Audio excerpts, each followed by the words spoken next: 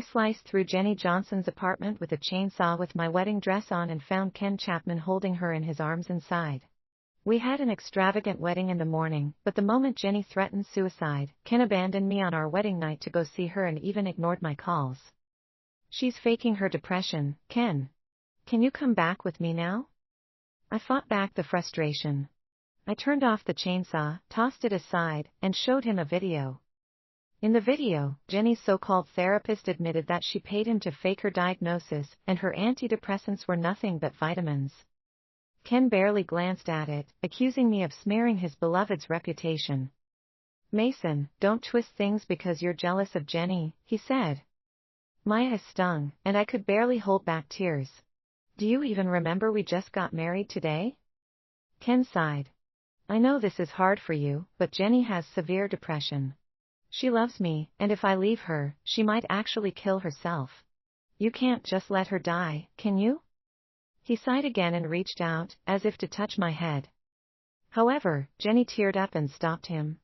I'll feel dirty and uncomfortable if you touch her, Ken. Ken withdrew his hand instantly. He sat down, held her close and replied, all right, anything for my little jealous one.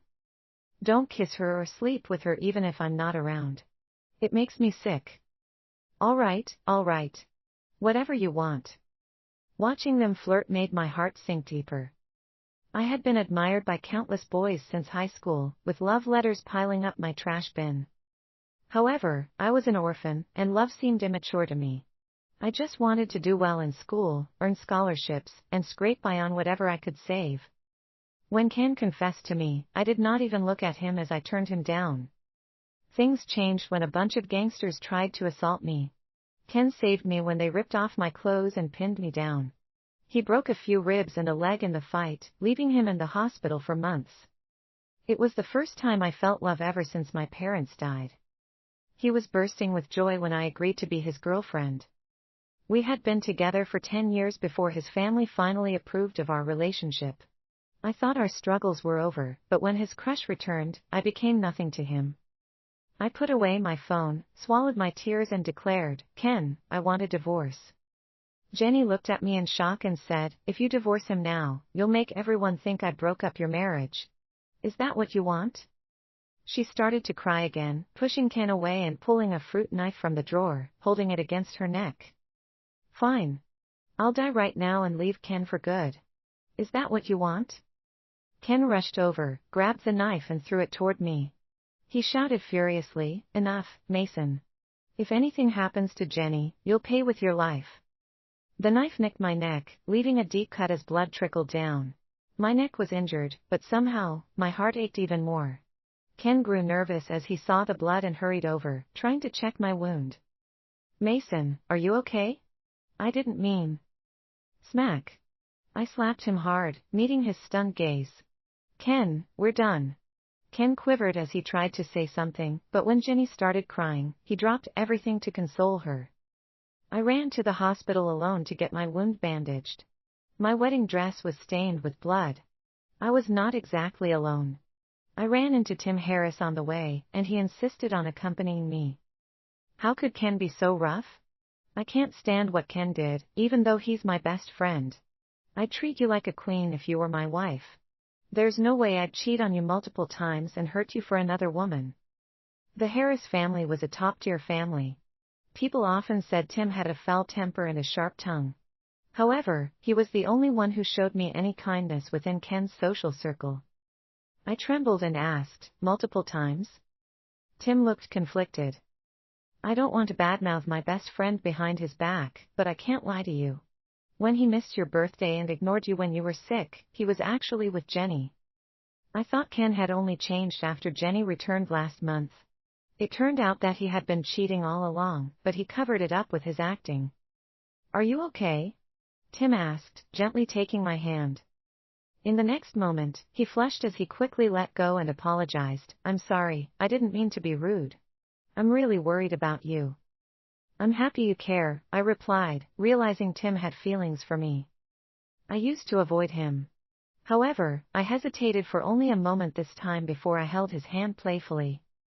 Tim was extremely nervous. It was my first time flirting with someone else, and I felt a mix of guilt and nervousness, so I avoided his eyes. After getting my wound treated, I went back to Ken's place to pack up. Tim sent me there. Before he left, he apologized profusely. Ken only thought of himself, but I don't. If you ever need to talk or help, you can always reach out to me. I packed up my stuff, took off my wedding ring, signed the divorce papers, and left them on the table. I left with my suitcase. The maid could not stop me and frantically called Ken, but he did not take it seriously. He was sure I wouldn't leave him. Ken suspended my role at the company. A major deal I worked hard for was given to Jenny with just a word from him. He sent me a casual message. You're too competent and it stresses Jenny out. Take a break from work. Behave yourself, and I promise you'll always be Mrs. Chapman. I wanted a home, but not one with someone unworthy. I couldn't wait any longer to divorce Ken. But before he did, his friends were already discussing in a group chat about all the things he did for Jenny.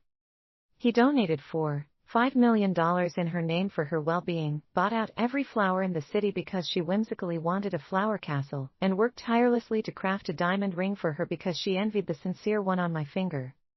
I was disgusted and went to find Ken, but his assistant replied he was on a business trip. I called him, and he answered with a sigh. I used to love Jenny, but now, I just feel sorry for her. You don't need to be jealous of her or divorce me because of this. Didn't you always want to support the orphanage you lived in? I donated $30,000 to them. Please calm down. Ken said he had a meeting and hung up promptly. Shortly after, Jenny sent me a picture of Ken in the hotel bathroom with a message attached. He said he's happier with me and that he'd die happy with me. Even though I knew Ken had crossed the line, seeing that picture left my mind reeling. After a brief moment, I took screenshots of our conversation and sent them to all our mutual friends and posted them online. Then, I called Tim and asked him to meet me at a hotel. If Ken liked playing the cheating game, I would give him a taste of his own medicine. Tim arrived quickly, seemingly having taken extra care with his appearance. He had even showered and asked, wouldn't it be bad if Ken found out and misunderstood? It won't be a misunderstanding if we did, I replied as I tiptoed to kiss him. I flirted skillfully, but I got cold feet when we were about to get intimate. I pressed myself against Tim's chest and tried to stand up. He followed and wrapped his arms around my waist from behind, chuckling as he pinned me against the table. So, this is how you